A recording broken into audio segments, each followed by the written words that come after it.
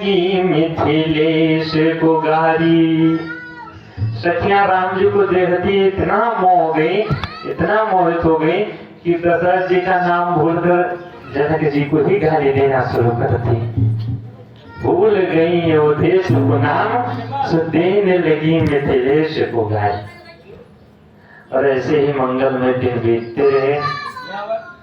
अच्छा, विवाह के बाद एक कोहबर लीला होती है, यहाँ भी होती है, यहाँ भी। कहते हैं जब दूल्हा कोहबर लीला में दूल्हा आंगन में प्रवेश करता है तो सखियां दूल्हे से खूब मजाक करती हैं। जब भगवान भी गए जब आंगन में तो एक सखी जो दूल्हे का बूट होता है, दूल्हे का बूट भी चुरा लेती है। यहाँ भी जूता चुराई होता है कि नहीं होता है? भगवान के विवाह में भी चुराई गई थी। और वो जो एक सखी गई, जो ही भगवान अंदर गए अपना खड़ाऊ निकालकर, भगवान खड़ाऊ ही पहनकर गए ही थे। जो ही अंदर प्रवेश किए, एक बहन गई खड़ाऊ लेकर अंदर चली गई और आंगन में खड़ाऊ को रखकर और ऊपर से लाल कपड़ा ढक दी। अब सखियां सोची कि किससे मजाक किया जाए। देखिए शत्रुघ्न जी बेचारे बड़े सीधे, कभी बोलते तो थे नहीं, मौनी महात्मा थे। अच्छा, सखियों के अंदर भी एक कला होती है, जो सीधा होता है उसी से मजाक करने में भी आनंद आता है। तो कुछ बोलेगा तो है नहीं, चाहे जो बोलते रहो। सखियां जब देखी शत्रुघ्न जी को बड़े सीधे, सखियां कहने लगी इसी छोटे वाले से मजाक किया जाए। अब एक सखी गई, बोली रुको, पहले अंदर मत जाओ, ये हमारे कुल की देवी हैं और पहले इनका पूजन करो, परिक्रमा करो, साष्टांग प्रणाम करो, फिर अंदर प्रवेश करो। शत्रुघ्न जी देखे तो शत्रुघ्न जी समझ गए कोई चाल है इनकी। क्योंकि अभी आंगन में बैठकर भोजन कर रहे थे, तब तो ये इनके देवी देवता यहाँ थे नहीं, और यहाँ देवी देवता कहाँ से आ गए? शत्रुघ्न जी ने कहा ये बताओ ये कुल की देवी है कहाँ की? सखियों ने कहा मिथिला की है। शत्रुघ्न जी ने कहा जब कुल की देवी मिथिला की है तो पुजारी भी कोई मिथिला से ढूंढ लो। अरे आज हम पूजा कर देंगे, कल से कौन करेगा? सखियों ने सोचा ये चुप ही रहते तभी ठीक था। पीछे भरत जी बेचारे बड़े सीधे। भरत जी का जो स्वभाव था बंधु एकदम राम जी के जैसा। भरत राम की ही अनुहारी, सहसा लखी न सकत नर नारी। भरत और राम जी बिल्कुल एक जैसे लगते थे। सखियों ने देखा तो सखियां सोचने लगी इसी से मजाक करो।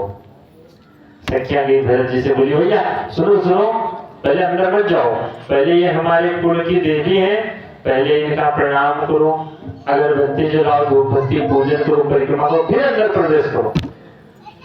बंधु भरत जी देखे तो सोचे भाई देवी देवता की बात है, कहीं देवता प्रकट हो सकते हैं, हो सकता है आगे हो कोई देवता। और भरत जी के लगे पूजा करने, आरती करने। सखियां मनी मन मुस्कुरा रही हैं। लक्ष्मण जी जब देखे, लक्ष्मण जी ने कहा भैया देखो भरत जी इनके मिथिला के सखियों के कहने में आ गए। राम जी ने कहा ये तो भरत साधु हैं। लक्ष्मण जी ने कहा भैया हम भी जानते हैं साधु हैं, तो पूरी साधुता इनको यहीं दिखानी चाहिए। साधु जब जानते हैं ये मजाक ही करेंगी तो क्यों इनके कहने में पड़ गए? राम जी ने कहा चक्कर लेने तो। भरत जी गए बेचारे, प्रणाम, अगरबत्ती जलाया, आरती की, पूजन किए, पुष्प चढ़ाए, लक्ष्मण ने कहा परिक्रमा करो, गए 7 बार परिक्रमा भी घूम लिए। सखियों ने कहा साष्टांग प्रणाम करो। अब जो ही भरत जी साष्टांग प्रणाम किए, सर पट के नीचे एक सखी कपड़ा हटा दी और जो ही भरत जी उठे, देखिए भगवान का खड़ाऊ। भरत जी तो खड़ाऊ को उठाकर सिरोधार्य कर लिए, बोले देवी धन्य है जो आपने भगवान के खड़ाऊ का पूजन हमारे हाथों से करवा दिया। कितना धन्य है मिथिला के सखियां। भगवान ने भरत से कहा भरत जिस प्रकार आपने हमारे खड़ाओं को सम्मान दिया है, यही खड़ाऊ 14 वर्ष आपकी प्राणों की रक्षा भी करेगा। और बंधुओं ये वही खड़ाऊ था जो भरत जी लेकर चित्रकूट से आए थे। बोलिए भरत भैया की। और अंदर गए सखिया को मजा आती। एक सखी गई, कहने लगी, बहन ये जो बड़ा वाला है बड़ा अकड़ू स्वभाव का है, बड़ा अहंकारी लग रहा है, पता नहीं क्यों।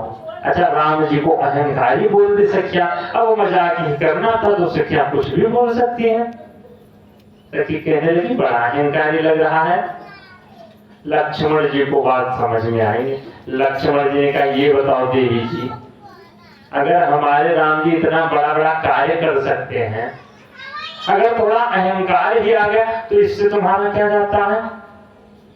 लोग छोटा छोटा कार्य कर देते हैं, अहंकार में फूल जाते हैं, और राम जी तो हमारे इतना बड़ा बड़ा कार्य कर देते हैं, तुम इनको क्यों बोल रही हो? सखियों ने कहा, तुम्हारे राम जी कौन सा बड़ा कार्य कर दिए जो तुम कह रहे हो बड़ा कार्य कर दिए? लक्ष्मण जी ने कहा, अरे तुमको नहीं पता है, रास्ते में आ रहे थे, एक पत्थर की शिला पड़ी हुई थी और उसको चरण स्पर्श किए पूरा स्त्री बन गई। सखियों ने कहा, तुम्हारे राम जी किए हैं? ये बताओ, राम जी के अंदर इतनी ताकत कहां से आ गई? बोले, सब जानता, तुमको नहीं पता चला? सखियों ने कहा, अगर पत्थर को पैर से छूने से स्त्री बन सकती है तो यहाँ मिथिला की गलियों में गली गली क्यों भटक रहे हैं? कि अयोध्या में पत्थर नहीं थे, वहीं किसी पत्थर को पैर लगाते और स्त्री बन जाती, विवाह कर लिए हुए थे, यहाँ क्यों दौड़े दौड़े चले आए? राम जी ने कहा, इनसे जीत पाना मुश्किल है। लक्ष्मण जी ने कहा, देखो अगर तुम वो नहीं मान रहे हो तो वहां तो जब धनुष यज्ञ हो रहा था, इतने बड़े बड़े राजा थे धनुष उठाने वाले, इतने बड़े बड़े राजा धनुष नहीं उठा पाए, लेकिन हमारे राम जी धनुष को उठाकर और तोड़ भी दिए, इतना बड़ा कार्य कर लिए। सखिया कहने लगी, ये बताओ कौन कह रहा है कि राम जी ने धनुष तोड़ा? अगर एक भी आदमी ले आओ कि जो कह दे कि हाँ धनुष को राम जी ने तोड़ा है, हमने देखा है, तो मैं मान लूंगी कि हाँ राम जी ने धनुष तोड़ा है।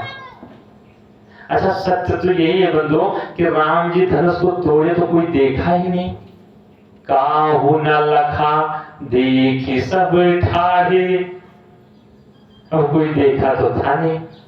लक्ष्मण जी पूछने लगे, भैया धनुष को तोड़ते हुए किसने देखा? राम जी ने कहा, भैया पता नहीं, पूछो तुमने देखा? लक्ष्मण जी ने कहा, भैया सच बोले तो हमने भी नहीं देखा, तोड़े कैसे आप? अब तो लक्ष्मण जी बेचारे चुप हो गए। सखिया कहने लगी, बोलो बोलो क्यों चुप हो गए? तब तक एक सखी तो और बड़ी गाली देती। सखी कहने लगी, बहन समाज में वही बोल सकता है जो अपने बाप का होता है। अब तो लक्ष्मण जी और घबराए, बोले भैया ये लोग इतनी बड़ी बड़ी गाली देती हैं। राम जी ने कहा, तो चुप रहो, जब जानते हो कि यहाँ जीत पाना मुश्किल है। भरत जी ने कहा, लक्ष्मण तुम चुप रहो, इनसे हम ही निपट लेंगे। भरत जी पहुंचे, भरत जी ने कहा, क्या कह रहे हो? सखियों ने कहा, यही कह रहे हैं जो अपने बाप का होता है वही तो समाज में बोल सकता है। भरत जी ने कहा, देखो देवी जी ये तो सत्य है कि हम अपने बाप के नहीं। अब सखियां लगी हंसने। सखियों ने कहा, फिर किसके बाप के हो? भरत जी ने कहा कि हमारे पिताजी गए थे वशिष्ठ जी के पास, गुरु जी के पास, और गुरु जी श्रृंगी ऋषि को बुलाकर यज्ञ कराए, और हम लोग यज्ञ भगवान के प्रसाद के द्वारा पैदा हुए, लेकिन अपने बाप के तो नहीं है, लेकिन ये बिल्कुल पक्का पता है कि अपनी माता के तो हैं। लेकिन अयोध्या वाले अपनी माता के हैं, लेकिन ये जो मिथिला है यहाँ तो ना अपने बाप के ना अपने माँ के। जिसको अगर औलाद चाहिए फावड़ा टोके भी लेकर जाओ, खुद कर लेकर चले आओ। अच्छा, ये जो सीता जी थी, इनका जन्म माता सुनैना के गर्भ से नहीं हुआ था, इनका जन्म धरती माता से ही हुआ था। एक बार जनक जी के यहाँ अकाल पड़ा था, तो जनक जी ऋषियों के पास गए। ऋषियों ने कहा, राजन जब तुम जाओगे हल चलाओगे अपने खेत में, तब धरती माता खुश होकर और बरसात करेंगी। तो जनक जी गए थे, अपने हाथ से जो ही हल चलाने लगे, त्यों ही माता सीता का एक संदूक में रखी थी, और संदूक में हल्का नीचे का भाग लगा और सीता जी की उत्पत्ति हो गई थी जमीन से। जनक जी लेकर चले आए थे। और जो ये सीता जी निकली थी, ऊपर से बरसात होना शुरू हुई, पूरी धरती शीतल हो गई, इसीलिए मैया सीता का नाम सीता पड़ गया। बोलिए सीता मैया की जय हो। और जो यहाँ से क्या खूब मजाक के भगवान से। कुछ दिन बीता, विदाई का समय हुआ। दशरथ जी रोज जाते हैं जनक जी के पास, कहते हैं महाराज अब बारात की विदाई कर दो। जनक जी इतने प्रेम में मग्न हो जाते हैं, रोज खूब सम्मान करते हैं, नया नया सम्मान, नया नया भोजन आइटम बनाकर। जनक जी कहते हैं महाराज बस एक दिन और रुक जाओ, एक दिन रुक जाओ, कल हम विदाई कर देंगे। अब दशरथ जी जब प्रेम में मग्न हुए, जनक जी तो मना नहीं कर पाते, रुक जाते हैं। कई दिन तक ऐसे टालते रहे, तो बंधु इतना सम्मान कर रहे हैं।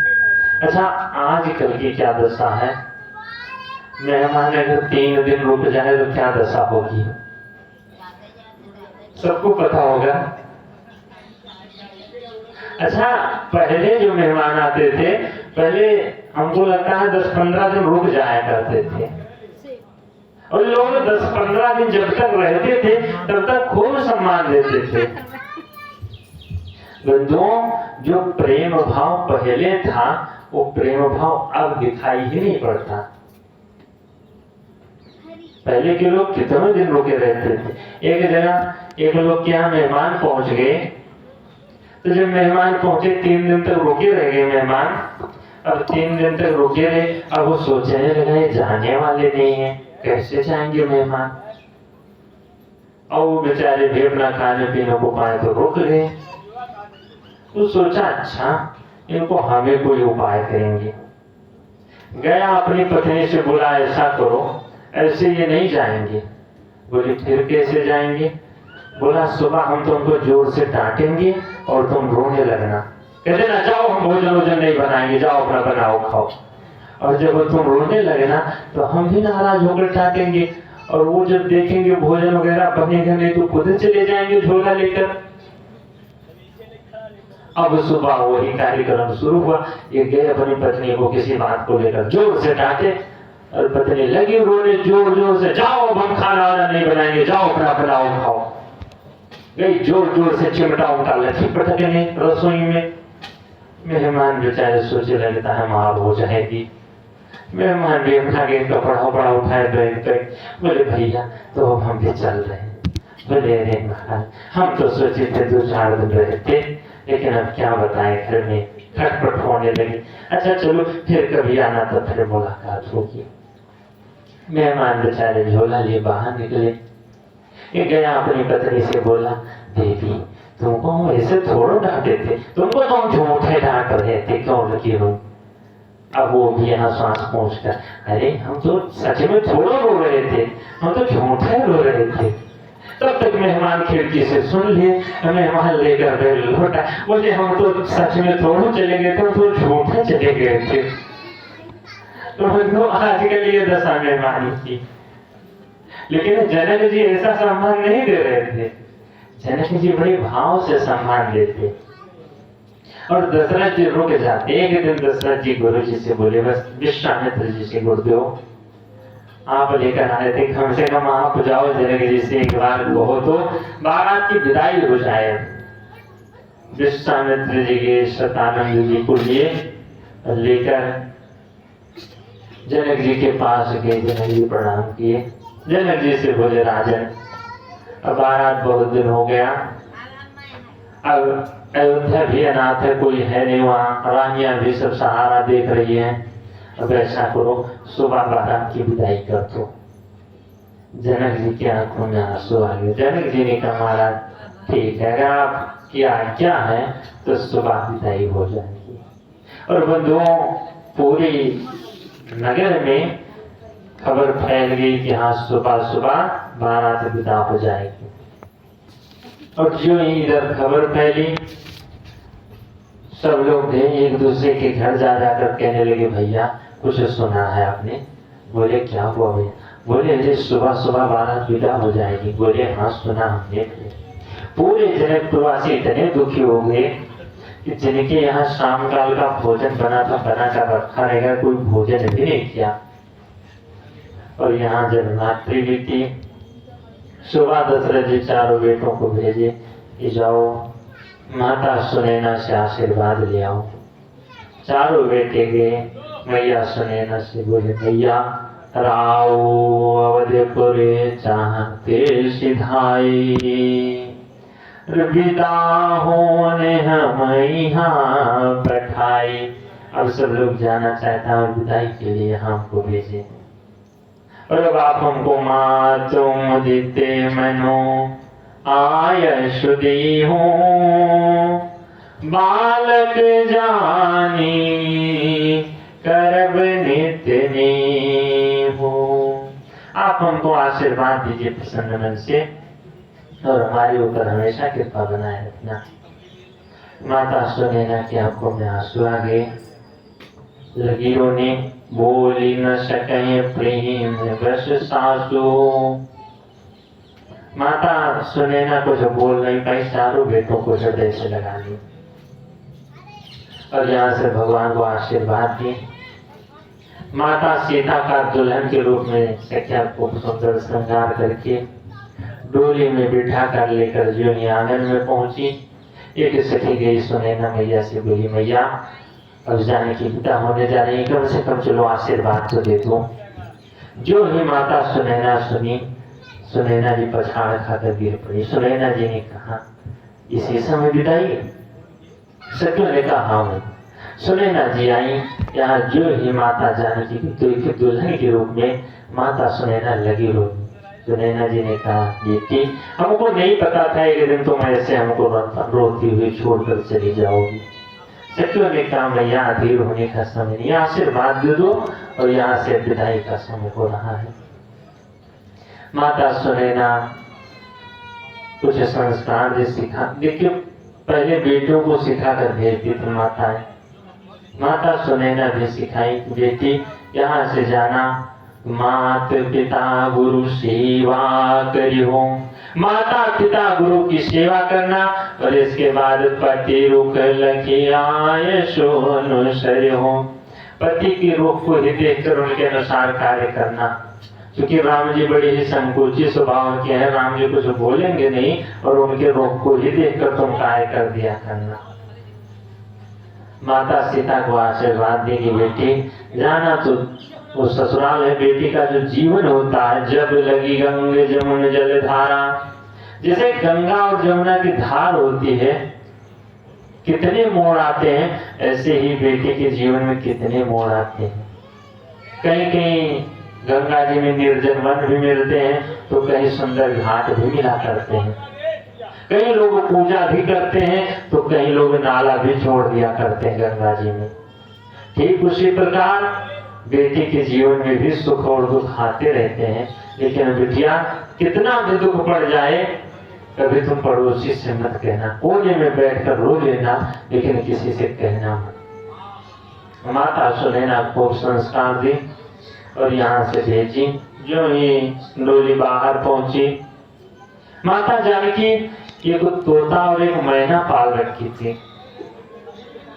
तो जो ही तोता मैना को पता चला कि माता सीता जा रही है, तोता और मैना लगे रोने, सुख सारे का जानकी जाए, सुख सारे का जानकी जाए, कनक पे जरनी राखी बधाई, कनक पे जरनी राखी बधाई, जाकुल गाय कहाँ बैठे, जाकुल गाय कहाँ बैठे, धीरज परिहरैया की, सब धीरज सारिका जानकी जो उनकी खूब सेवा करती थी। और जो ही उनको पता चला, वो व्याकुल होकर, व्याकुल कहाँ वैदेही वैदेही वैदेही, सीता सीता कहकर लगी चिल्लाने। माता सुनैना देखी, सुनैना जी गई, उस सोने का जो पिंजरा था पक्षियों का, पिंजड़ा लेकर आई। सीता जी से बोली थी, बेटी हम तो किसी प्रकार जीवित रह जाएंगे, लेकिन ये जो पक्षी हैं ये तुम्हारे बगैर प्राण त्याग देंगे, इसीलिए कम से कम इनको लेकर तुम चली जाओ। गोस्वामी बाबा कहते हैं, भाई विकल खगम मृग यही भांति, मनुज दशा कैसी कही जाती। जिनके लिए पशु पक्षी इतने व्याकुल हो गए, इतने रो रहे हैं, वहां मनुष्यों की क्या दशा हुई होगी। बंधुओं, जो बेटी की विदाई होती है, बेटी किसी एक बाप की नहीं होती, जो बेटी होती है पूरे समाज की हुआ करती है। और अगर बेटी की विदाई होती है तो केवल एक घर नहीं रोता है, घर के जितने पेड़ पौधे हैं वो भी मुरझाने लगते हैं कि अब तो जा रही है, अब हमको पानी कौन देगा। बंधुओं, इनको ये पता चल जाता है पेड़ पौधों को भी कि वो जा रही है बेटी, जो हमको रोज पानी दिया करती थी।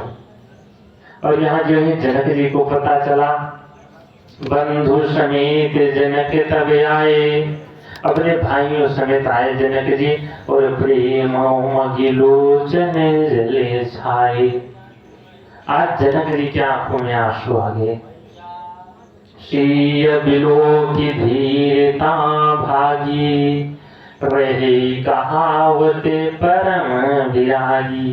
जो परम वैराग्यवान कहते थे आज वो भी रोने लगे। गोस्वामी बाबा कहते हैं, लीन राय उड़लाय जानकी, मिट्टी महामर्याद ज्ञान की। आज बेटी की विदाई में जो ज्ञान की महामर्यादा थी, जितने बड़े ज्ञानी आज तक थे नहीं, वो भी आज रोने लगे। मिट्टी महामर्याद ज्ञान की, जो ज्ञान की महामर्यादा थी वो मिट गई है। और बंधुओं, इधर जानकी जी की विदाई हुई, जनक जी पीछे पीछे जाने लगे। दशरथ जी बार बार उनको लौटा रहे हैं, जनक जी को किसी प्रकार लौटाए। यहाँ से बारात की विदाई हुई, चारों भाई पहुंचे हैं अयोध्या में। अयोध्या में बड़ा भव्य स्वागत हुआ है चारों भाइयों का। माताएं लेकर आरती की थाल आई, सीता जी की और तीनों बहनों की आरती की है। भगवान अंदर प्रवेश किए। जैसा जैसा कर्म संस्कार होता है घर पर, वैसा ही सब कुछ किया गया। बंधुओं, जब 5 दिन बीत गए, विश्वामित्र चलने नहीं चाहिए। विश्वामित्र जी रोज चलना चाहते हैं, रोज कहते हैं महाराज अब हम जा रहे हैं, लेकिन राम सप्रेम विनय बसे राई, राम जी के प्रेम के कारण वो रुक जाया करते हैं। जब विश्वामित्र जी एकदम मन बना लिया कि नहीं अब हम जाएंगे, मांगत विदा राव अनुरागी, जो ही विदाई मांगी कि अब हमको विदा कर दो, त्यों ही दशरथ जी लेकर आए सुतन समेत ठाड़ भी आगे, अपने बेटों समेत आकर खड़े हो गए। बोले महाराज, नाथ सकल संपदा तुम्हारी, नाथ सकल संपदा तुम्हारी, मैं सेवक समेत सुत नारी, मैं सेवक समेत सुत नारी, करब सदा लरिकन परिछो, करब सदा लरिकन परिछो, दर्शन देत राम मुनि मोह, दर्शन देत राम मुनि मोह। दशरथ जी चारों बेटों को लेकर खड़े हो गए। बोले महाराज, नाथ सकल संपदा तुम्हारी, ये जितनी संपदाएं हैं ये सब हमारे लिए सब आपकी हैं।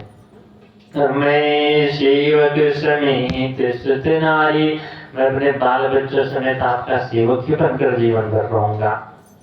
करो सदा लरिकन परिछो, हमेशा बच्चों पर दया बनाए रखना।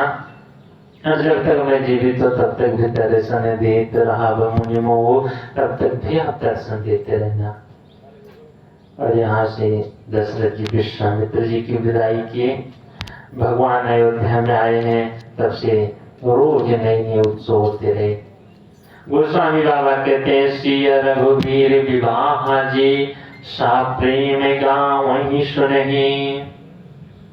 सीताराम जी का जो विवाह है बंधु, जो प्रेम से गाता है या फिर सुनता है, तिन्हे कहूँ सदा उत्साहो मंगलाय तने राम जस। उनके जीवन में हमेशा आनंद रहता है, जैसे राम जी के जीवन में आनंद ही आनंद है। इसीलिए भगवान की कथा को हमेशा गाना चाहिए, हमेशा सुनना चाहिए। ऐसा नहीं कि हम सुना कर चले जाएं, इसके बाद तुम लोग सोचो कि चलो फिर कभी पंडित जी आएंगे। बंधुओं, रामचरितमानस सबके घर में होगा। जब भी मौका मिले तो चाहे 4 ही चौपाई गा लिया करो, और गाने से हमेशा जीवन में आनंद ही आनंद रहेगा। कभी उसके जीवन में दुख आ ही नहीं सकता जो रामचरितमानस के रोज 5 चौपाई का गायन करता हो, कभी नहीं आ सकता। ये व्यासपीठ की गारंटी है। बंधुओं, यहाँ से जीवन भगवान अयोध्या में प्रवेश किए। जब ते राम ब्याहि घर आई, नित्य नव मंगल मोद बधाई। रोज नए नए उत्सव होते रहे। और बंधु, अच्छा, यहाँ अपने यहाँ जब किसी का विवाह होता है तब भी रोज उत्सव होते हैं। कुछ दिन तक, 3-4 दिन तक तो कुछ ना कुछ होता रहता है। और जब राम जी का विवाह हुआ तो कई दिनों तक उत्सव होते रहे। भुवन 4 रस भोग भारी। देखिए, जो सब न्योता करने वाले आते हैं वो कई दिनों तक रह जाते हैं। 2-3 दिन तो आजकल तो 2-3 दिन बहुत हो जाता है सबके लिए। 2-3 दिन रह जाते हैं। लेकिन जब राम जी का विवाह हुआ तो वहां न्योता करने वाले कोई पृथ्वी लोक के केवल तो थे नहीं, तीनों लोग 14 भुवनों के न्योता करने वाले आए थे मेहमान। और वो जल्दी जाना ही न चाहे भगवान को छोड़कर। रिधि सिधि संपत्ति नदी सुहाई। और सब अपने अपने सुविधा लेकर आप चले आए थे। देवता जितने स्वर्ग के सुख संपत्ति थे सब लेकर चले आए। और यहाँ जो रिधि सिधि संपत्ति नदी सुहाई, रिद्धियां सिद्धियां संपत्तियों की नदियां बहने लगी अयोध्या में। अयोध्या की बड़ी सुंदर दशा। अच्छा, जिसको सुख संपत्ति मिल जाया करती है बंधुओं, उसकी बुद्धि ठीक नहीं रह जाया करती, बुद्धि बिगड़ जाती है। कोई भी हो, अगर कागज के 4 नोट जेब में आ जाते हैं तो फिर किसी को गिरने वाला नहीं। दशरथ जी के यहाँ जब देखे, यहाँ दशरथ जी बहुत सारी सुख संपत्तियां, अब दशरथ जी की बुद्धि भी ठीक ठिकाने नहीं। एक दिन की घटना, दशरथ जी गए अपने राज सिंहासन पर बैठे। एक समय सब सहित समाजा, राज सभा रघुराज विराजा। सकल सुकृत मोरत नर नाओ, राम सुजस सुनियति ही उछाओ। दशरथ जी राजगद्दी पर जब बैठे तो देखे, लगा ऐसे कि मानो साक्षात पुण्य कर्मों की मूर्ति ही आकर बैठ गई हो।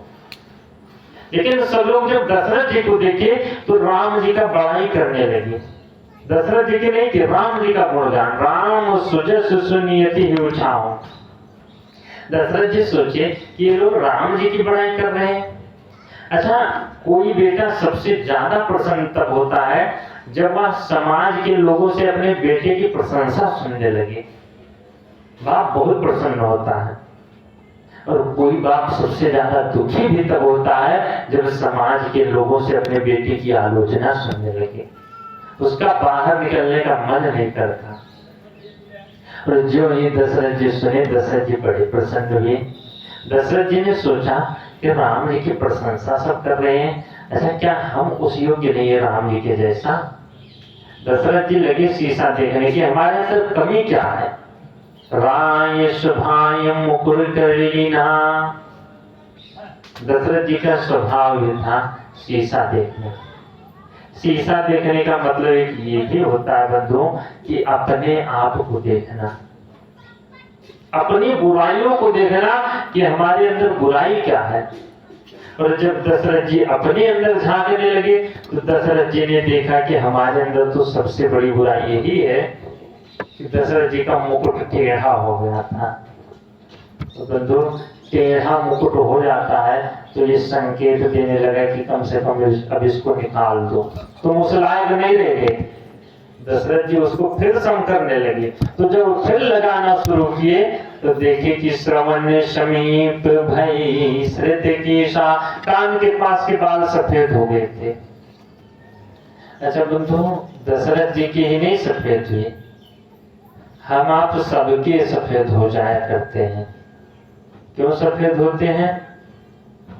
अच्छा किसी का ऐसा भी देखियो कि 60 साल का हो गया हो, बाल ना सफेद हुआ हो। आज तक बंधु कोई ऐसा नहीं हुआ कि जिसके बाल न सफेद हुए हो। क्यों? क्योंकि ये जो बाल है बंधु, बाल आते हैं तो कहने लगते हैं कि देखो भैया, जब हम बाल थे तो तुम भी बाल थे, जब हम रंग बिरंगे थे तो तुम भी रंग बिरंगी दुनिया में खूब घूमे। अब हम सफेद हो गए, सात्विक हो गए, तो कम से कम तुम भी सात्विक बन जाओ। अब कम से कम सात्विक खाना शुरू कर दो। अब इधर उधर चटनी चाटने से अच्छा है कि जो टिकिया समोसे खाते हो, कम से कम सात्विक भोजन फलाहारी शुरू कर दो। बाल कहते हैं कि जो सात्विक सुनते हो, जो फिल्मी गाने इधर उधर भोजपुरी फिल्में सुनते हो, कम से कम अब तो भगवान की कथा और भगवान का भजन सुना करो। लेकिन बंधु हम आप मानने वाले नहीं। हम आप क्या करते हैं? कहते हैं नहीं, अभी और रंग बिरंगे रहने दो। उसको भी रंग बिरंगा कर लेते हैं, ले आएंगे 10-12 रुपए का गोदरेज और उसको लगा लेंगे, चलो चलने दो अभी कुछ दिन। अच्छा भगवान नोटिस भेजते हैं ये, लेकिन हम आप नोटिस वापस कर देते हैं। नोटिस मानने वाले नहीं है, भगवान दूसरे नोटिस भेजते हैं। जैसे जब कहीं मुकदमा हो जाता है तो कोर्ट से नोटिस आती है, 1 आएगी, 2 आएगी, 3 आएगी। भगवान को दूसरे नोटिस भेजेंगे, भगवान आंखें कमजोर कर देंगे, कहेंगे अब तो संसार देखना बंद करो, अब तो भगवान का दर्शन करो। लेकिन हम आप कहते हैं नहीं बाबा, अभी थोड़ा चश्मा लगा कर देखेंगे, जाएंगे 1200 रुपए का खरीद कर लगा लेंगे। हम आप मानने वाले नहीं, भगवान कान भी बंद कर देंगे कि अब तो कम से कम भगवान का भजन करो, पड़ोसी की बुराई सुनना बंद करो, कम से कम बहू की बुराई सुनना बंद करो। लेकिन हम मशीन खरीद लगा लेंगे, नहीं अभी सुनेंगे कुछ दिन, मानेंगे नहीं। लेकिन बंधु जब हम मानोगे नहीं तो एक दिन भगवान आएंगे, तो भगवान के दूत यमराज और जबरदस्ती लेकर चले जाएंगे। जैसे जब कोर्ट की नोटिस को ना मानो तो लास्ट में गैर जमानती वारंट आ जाता है और वहां से जबरदस्ती उठाकर लेकर चला जाता है। तो इससे बढ़िया पहले ही जाकर पहले ही नोटिस में जमानत करवा लो तो हथकड़ी नहीं लगाना पड़ेगा। अन्यथा बंधुओं अगर हम आप नोटिस वापस कर देंगे तो यहाँ से हथकड़ी लगाकर यमराज लेकर चले जाएंगे। कहते हैं हाकिम आया हवलदार छोड़ नगरी, हाकिम आया रे हवलदार छोड़ नगरी, हाकिम आया रे हवलदार छोड़ नगरी, हाकिम आया रे हवलदार छोड़ नगरी, छोड़ नगरी रे हंसा छोड़ नगरी, छोड़ नगरी रे हंसा छोड़ नगरी, हाकिम आया रे हवलदार छोड़ नगरी, हाकिम आया रे हवलदार छोड़ नगरी। कौन सी नगरी? ये पलटूपुर नगर नहीं, ये जो शरीर है यही अपना नगर है। और जब ऊपर से दूत आएंगे, जम का दूत लेने जब आया, जम का दूत लेने जब आया, जम का दूत लेने जब आया, जम का दूत लेने जब आया, हंसा छुपे कोठरी कोठरी, हंसा छुपे कोठरी कोठरी, हाकिम आया रे हवलदार छोड़ नगरी, हाकिम आया रे हवलदार छोड़ नगरी, हाकिम आया रे हवलदार छोड़ नगरी, हाकिम आया रे हवलदार छोड़ नगरी। जीव है, जीव क्या कहता है? जीव कहता है दो घर घड़ी ठहरो यमराजा, 2 घड़ी ठहरो यमराजा। जाने का मन नहीं कहता है बस 2 घड़ी ठहरो यमराजा, 2 घड़ी ठहरो यमराजा। माया पड़ी बिखरी बिखरी, माया पड़ी बिखरी बिखरी, आगे में आया रे हवलदार छोड़ नगरी, आगे में आया रे हवलदार छोड़ नगरी। यमराज कहते हैं माया बिखरी पड़ी है, अभी तक नहीं बटोर सके। तो जीव कहता है मुझे क्या पता, मैं जाने हो काया संग चलेगी, मैं जानू काया संग चलेगी, मैं जाने हो काया संग चलेगी, मैं जानू काया संग चलेगी। जोड़ धरी थी दमड़ी दमड़ी, जोड़ धरी दमड़ी दमड़ी, हाथ में आया रे हवलदार छोड़ नगरी, आगे में आया रे हवलदार छोड़ नगरी, हाथ में आया रे हवलदार छोड़ नगरी, आगे में आया रे हवलदार छोड़ नगरी। यमदूत क्या कहते हैं, ऐसी मार पड़ेगी तेरे तने पर, ऐसी मारे पड़ेगी तेरे तने पर, ऐसी मार पड़ेगी तेरे तने पर, ऐसी मारे पड़ेगी तेरे तने पर। उधर जाए चमड़ी चमड़ी तेरी, उधर जाएगी चमड़ी चमड़ी, आगे में आया रे हवलदार छोड़ नगरी, आगे में आया रे हवलदार छोड़ नगरी, आगे में आया रे हवलदार छोड़ नगरी, आगे में आया रे हवलदार छोड़ नगरी। तुलसीदास भजो मेरे राघव, तुलसीदास भजो मेरे राघव, तुलसीदास भजो मेरे राघव, तुलसीदास भजो मेरे राघव। हरि भजन गाया सुधरी, हरि भजन का सुधरी, तेरी हरि भजन गाया सुधरी, तेरी हरि भजन का सुधरी। आगे में आया रे हवलदार छोड़ नगरी, आगे में आया रे हवलदार छोड़ नगरी, आगे में आया रे हवलदार छोड़ नगरी, आगे में आया रे हवलदार छोड़ नगरी। बंधु इसीलिए कहा जाता है जो जो बुढ़ापा आ जाए 60 साल के हो जाओ तो घर में डरना रहकर भगवान के ही दरबार में रहना चाहिए। अच्छा, अगर भगवान के दरबार में इतना आसान तो है नहीं घर परिवार छोड़ना, तो जाना कहाँ है? हमें नहीं कहेंगे कि चले जाओ जंगल में, क्योंकि आजकल जंगल भी जितने जंगल थे सब राज्य सरकार के अधीन है। देखिए बंधुओं, कुछ दिन घर में रहो, इसके बाद चले जाओ भगवान का भजन करने, कुछ दिन तीर्थ में गुरु आश्रम में चले जाओ, और 4, 6, 10 दिन गुरु आश्रम में रहो, इसके बाद फिर चले आओ घर पर बैठकर भगवान का भजन करो, फिर कुछ दिन भजन करो, फिर चले जाओ तीर्थों में। अगर हमेशा जाओगे तीर्थों में ही रहोगे, गुरु आश्रम में ही रहना शुरू कर दोगे, बंधु कल्याण तब भी होने वाला नहीं इस कलयुग में। क्योंकि अगर गुरु आश्रम में रहोगे तो हमको लगता है गुरु आश्रम में कुछ दिन रहोगे, इसके बाद गुरु के अंदर ही बुराई छोड़ना शुरू कर दोगे। इसीलिए बंधुओं, जिस प्रकार एक मोटरसाइकिल होती है वो कुछ दिन तक चलाओ, इसके बाद सर्विसिंग कराते हैं लोग, तो गुरु आश्रम में चले जाओ, सर्विसिंग करा लो, उसके बाद फिर चले आओ।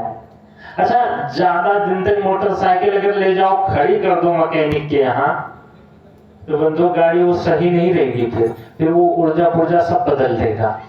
इसलिए ज्यादा दिन तक खड़ी भी नहीं करना, उसको ले जाओ सर्विसिंग कराओ, फिर लेकर चले आओ कुछ दिन के लिए, फिर ले जाओ सर्विसिंग कराओ, फिर लेकर चले आओ। बंधुओं, ऐसे ही जीवन को व्यतीत करना चाहिए, भजन में ही बिताना चाहिए। जिस प्रकार आप लोग देखे होंगे, जैसे घर में लाइट आती है तो सबका घर तो विद्युत विभाग में होता नहीं है, जो पावर हाउस होता है वहां केवल वहां के जो कर्मचारी होते हैं उन्हीं का घर होता है। लेकिन बंधु लाइट लेने के लिए सब लोग केवल अपना तार जोड़े रहते हैं उनसे। ऐसा नहीं है कि लाइट के लिए वहीं अपना घर बना लो, केवल वहां से तार जोड़ लो। ठीक इसी प्रकार गुरु आश्रम से भगवान के दरबार से केवल अपना तार जोड़ लो और यहाँ तक गुरु का प्रकाश मिलता रहेगा। अपना मन वहां लगाए रहो, बाकी शरीर अपना घर में ही बैठकर भजन किया करो, कल्याण हो जाएगा इस कलिकाल में। बोलिए श्री राघव सरकार की जय हो। दशरथ जी के मन में जो ही विचार उठा, यह विचार उड़ानी। कौन सा विचार? कि तो बुढ़ापा आ गया, अभी राजपाट सब राम जी को सौंप कर और हम तो भगवान का भजन करें। यह विचार उड़ानी नृप सुदिन सुअवसर पाई, और प्रेम पुलक तन मुदित मने गुरहि सुनाय हो जाहि। सीधा गए गुरु जी के दरबार में। अगर बंधुओं भजन का मन बने कभी तो सलाह कभी परिवार में नहीं लेना चाहिए।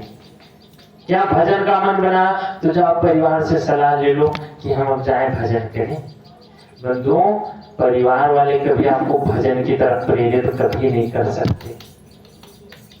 जब तक जेब में 4 पैसे खनखनाएंगे तब तक भजन करने नहीं जाने देंगे। हाँ, जब कुछ भी ना रहे, भजन करने लायक भी नहीं रह जाओगे तो तुमको घर में रहने भी नहीं देंगे। ये भी बात सत्य है। लेकिन जब तक भजन करने लायक भी हो तब तक वो जाने नहीं देंगे, क्योंकि तब तक स्वार्थ छिपा है उनके अंदर। इसीलिए अगर मन बने कभी भजन का तो किसी संत सदगुरु से ही निर्णय लेना चाहिए कि गुरुदेव हम क्या करें। एक बार की घटना है बंधुओं, एक गुरु जी थे। तो गुरु जी बड़े ही विरक्त गुरु थे। उनका एक चेला था। जैसे गुरु बैरागी वैसे चेला भी विरक्त। गुरु जी जब उनका अंतिम समय आया तो चेले से